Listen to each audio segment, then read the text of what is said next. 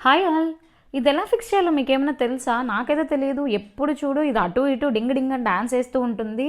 అందుకనేసి నాకైతే ఏం అర్థం కాదు ఇదెలా సెట్ జేయాలని. నేనైతే ఒక పరిష్కారంతో ఇట్లా ఒక గ్లాస్ అయితే పెట్టుకుంటున్నాను. మీకేదైనా తెలిస్తే ఖచ్చితంగా నాకు చెప్పండి ఇదెలా వాడాలి అనేసి. చాలామంది యూజ్ చేస్తున్నారు. చాలామంది పర్చేస్ చేయడం కూడా చూశాను. నాకైతే తెలీదండి. నిన్న మార్కెట్‌కెళ్ళాము. సో, అప్పుడు పాలకూర అయితే తీసుకొచ్చాము. ఎప్పుడైతే పాలకూర నేను ప్రిపేర్ చేయలేదు. ఇదే ఫస్ట్ టైం పాలకూర అయితే చేయడము. బయట ఇప్పుడు పాలకూర తీసుకోవాలనుకున్నా కానీ అంతా వడిలిపోయినట్టుగా కనిపిస్తది అని చెప్పి అంత ఫ్రెష్‌గానే ఉండదు. నిన్న మార్కెట్‌కెళ్ళాం కాబట్టి మార్కెట్‌లో అయితే నాకు దొరికింది తీసుకొనొచ్చాను.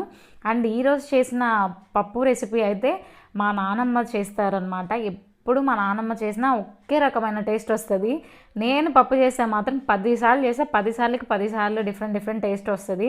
నేను అది నానమ్మతో పొద్దున మాట్లాడాను. ఇలా పాలకూర తెచ్చాను ఎలా చేయాలి ఫస్ట్ టైం చేస్తున్నాను నాకు తెలీదు అని చెప్తే అప్పుడు తను ఎక్స్ప్లెయిన్ చేశారు.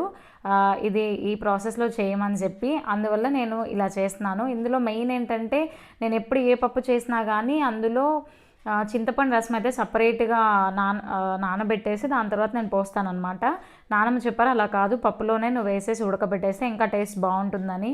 నిజంగా చెప్తున్నానండి, ఒక్కసారి ఇలా ట్రై చేసి చూడండి. సూపర్గా వచ్చింది రెసిపీ. నాకైతే చాలా బాగా అనిపించేసింది. టేస్ట్ వైజ్ ఇదంతా కూడా చాలా బాగుంది. ఈరోజు నా ఆఫ్టర్నూన్ ప్లేట్ అయితే ఇలా అండి. ఒక ఆమ్లెట్ అండ్ చికెన్ అండ్ పప్పు